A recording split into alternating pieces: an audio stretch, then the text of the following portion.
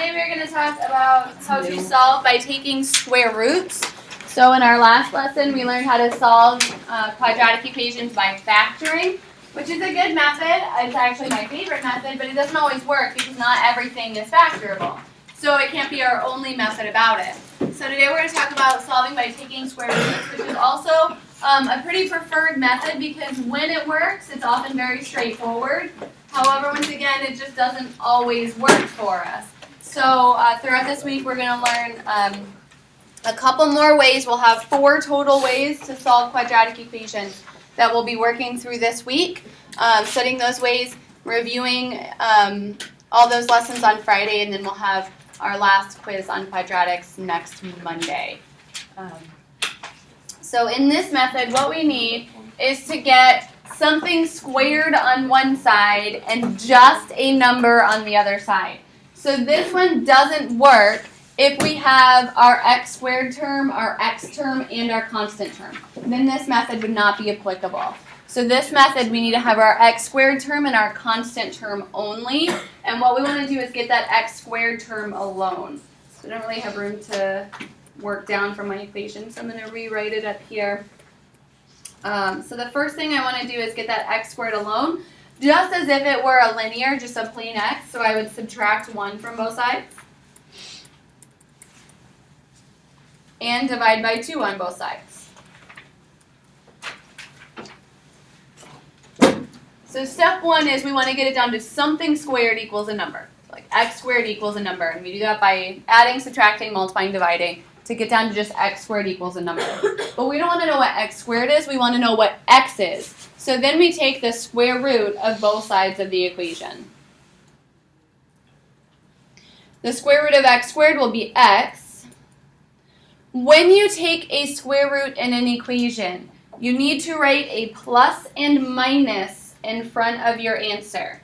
The reason is, let's do a little side note. If my equation was something like x squared equals 9, what could x be? 3. What else could x be? Negative 3. Because if I square a negative 3, I still get 9. So when you take a square root in an equation, you get 2 solutions. You get the positive and the negative solution.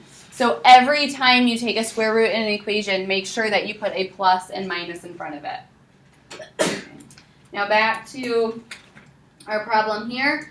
Our last step is to simplify the square root if possible. So we learned to simplify square roots a week and a half ago or so. When we simplify square roots, we're looking for any perfect squares that divide into that number. So what is a perfect square that divides into 8? 4 and 2. So this turns into then 2 square roots of 2 as our final answer, plus and minus 2 square roots of 2. Okay. So first we want to get our squared thing alone by adding, subtracting, multiplying, dividing. Then take a square root of both sides, remembering to put a plus and minus in front of it, and to simplify the square roots when possible. Okay. On this one, our something squared is going to actually be a whole group squared, and that's okay. We just want to get it down to a squared thing equals a number, but I do need to get rid of anything that's with the squared thing. So I need to get rid of that 1/3. How do I get rid of that 1/3? Multiply both sides by their reciprocal, which is 3. So that's going to leave me with x plus 5 all squared equals 21. So it's now something squared. It's more than just an x squared, but it's something squared, and that's good enough. Equals to a number. So we're going to take a square root of both sides, which leaves us with a square root undoing a square, so just x plus 5, plus and minus square root of 21. And we want to know what x equals, not what x plus 5 equals, so I need to get x alone, and I'm going to do that by subtracting 5. You cannot subtract 5 from the 21 because the 21 is in a root and the 5 is not in a root, So those cannot be combined together. And actually, even if they were both in roots, you still can't even add them and subtract them together. Roots just don't work that way. So we're going to leave them as separate. -5 plus and minus square root of 21. What's the plus and minus part? The plus and minus comes from taking a square root.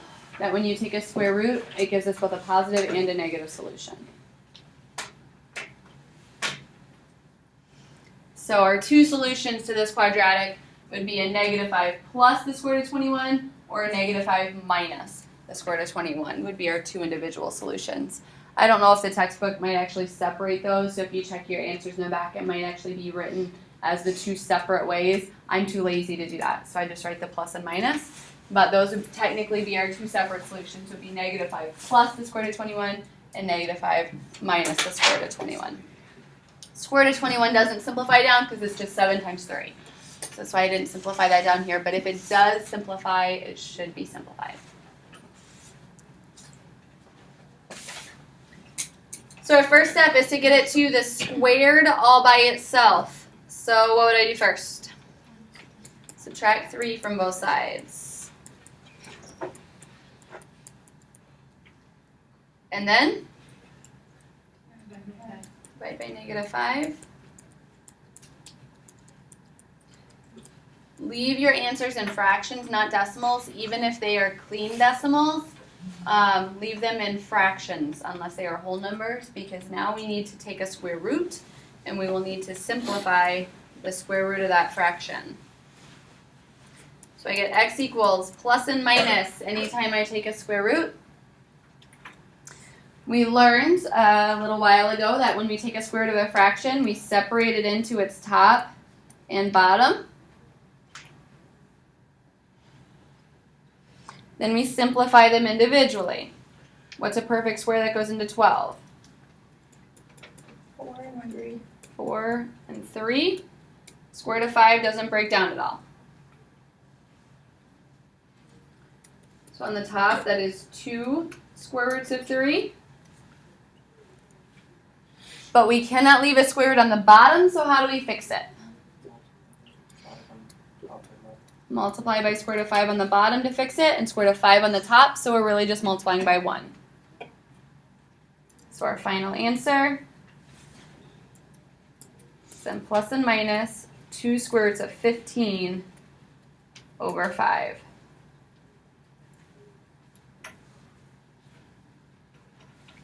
Remember, one of the really nice things about an algebra equation is you can always know whether your answer is actually right or wrong. So you can take that answer and plug it back into the original equation and make sure that you get something true. You can feel free to use your calculator to do that. You can use your calculator for any of the arithmetic. Just need to be careful that if it's giving you an ugly decimal that you don't go with that. So I could take that and plug it back in for x, and I should get something true. -9 equals -9. If I don't, I know I have a wrong answer. Questions?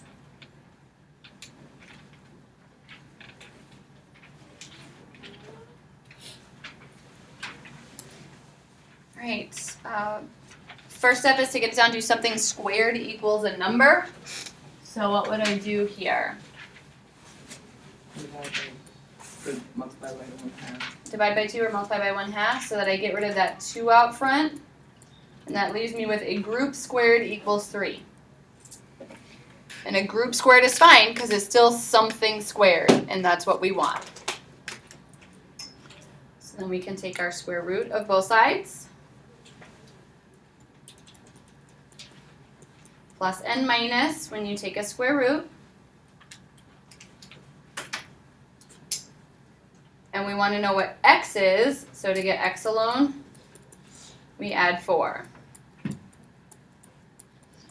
We can't add the 4 to the square root of 3 though, so we leave them as separate things.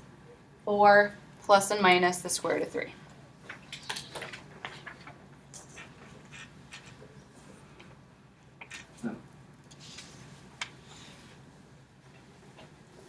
Questions? Why isn't it like negative like or positive of 4 times the square root of -3? To get the x alone, we have to undo what's being done to it, and it's x minus 4, so we undo x minus 4 by adding 4.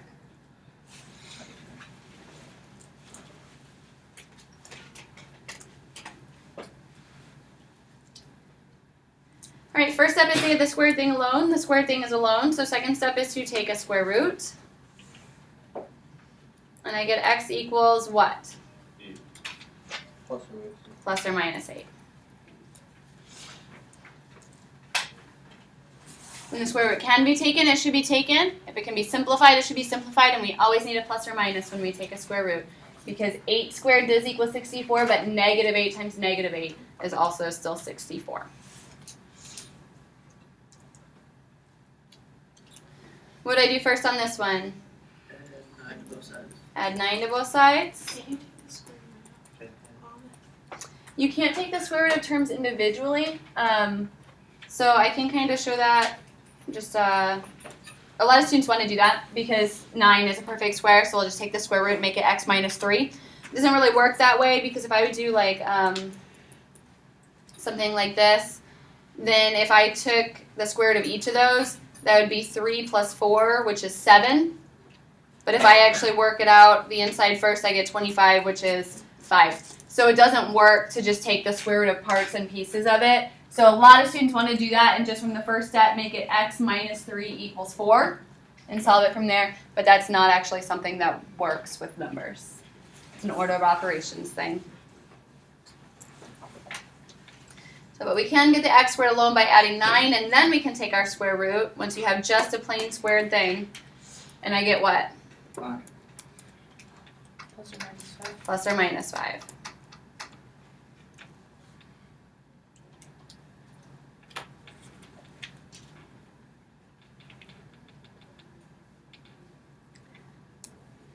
When I get the squared thing alone, what do I do first? Subtract 7 from both sides. So 4x squared equals 16. Divide by 4. So x squared equals 4. Take a square root. And x equals plus or minus 2.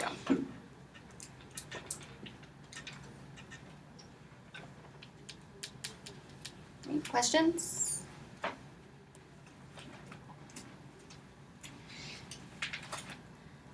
What do I do first? Plus 6. I could multiply by 6 as long as I multiply everything by 6. Or what else could I do? Add 2. Add the 2. Typically that's what we do first, but multiplying by 6 would be fine as long as you multiply everything by the 6.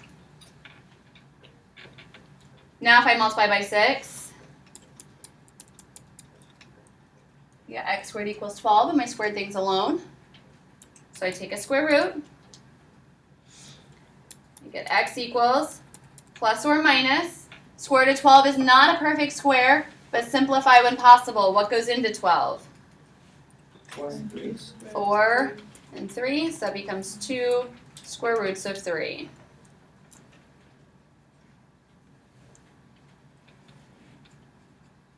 And again, you can always check your answer by plugging it into your calculator. I wouldn't worry about the plus and minus, but if I were going to plug this in my calculator, I would have to do parentheses 2 square root, and your calculator will do parentheses 3. And I want to square all that, divide it by 6, minus 2, and hit enter. And your calculator should give you 0. You should get something true, and in this case it'd be 0 equals 0. So you can always check your answer with your calculator if you want to confirm that your answer is right. It won't necessarily tell you what the right answer is, but it will at least let you know if you got it wrong, and then you can go back and try to find your mistake. You have to be careful with parentheses, though, to make sure that you're squaring the whole 2 square roots of 3. All right, what do I do first on this one? Divide by 5.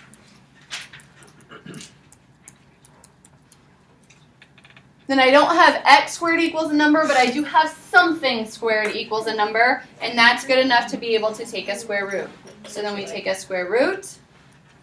Square root cancels the square to just leave what was inside, the x minus 1, equals plus and minus.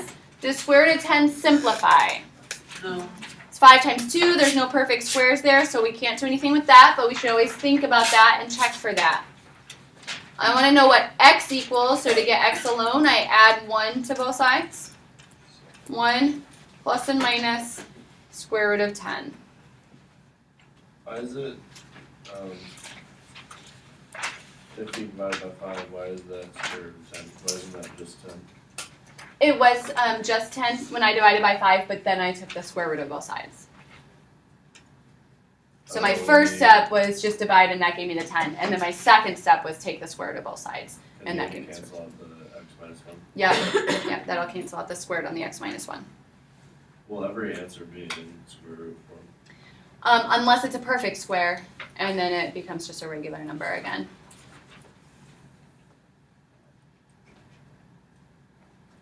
What do I do first here? Multiply by 2 to cancel that 1/2. Good, 28. So I get x plus 8 all squared is 28. Then what? Square root of both sides. Square root cancels square to give x plus 8. Plus or minus. Does 28 simplify? Yes. What goes into 28? 1 7. 4 times 7.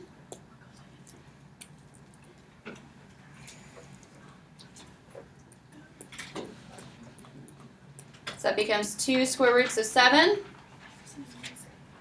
Then I want to get the x alone, so I'm going to subtract 8 from both sides.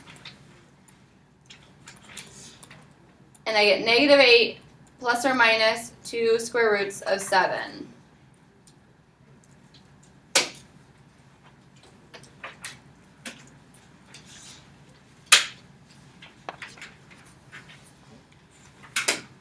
Questions?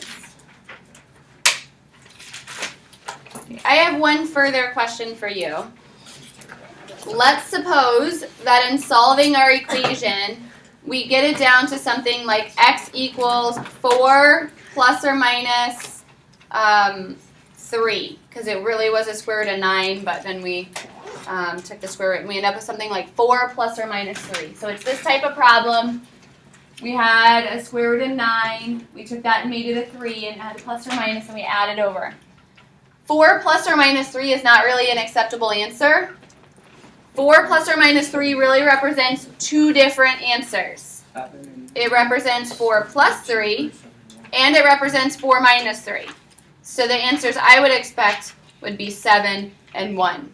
So you cannot add a root to a whole number, but you can add a whole number to a whole number, and you should do so if that ends up being the case. Okay? What if we get like, what if we have like something like 9 divided by 8? Leave it as a fraction. And then if you need to take the square root of a fraction, you need to take the square root of a fraction and simplify so there are no roots left in the denominator. So your homework for tonight is from section 3, and if you are doing honors,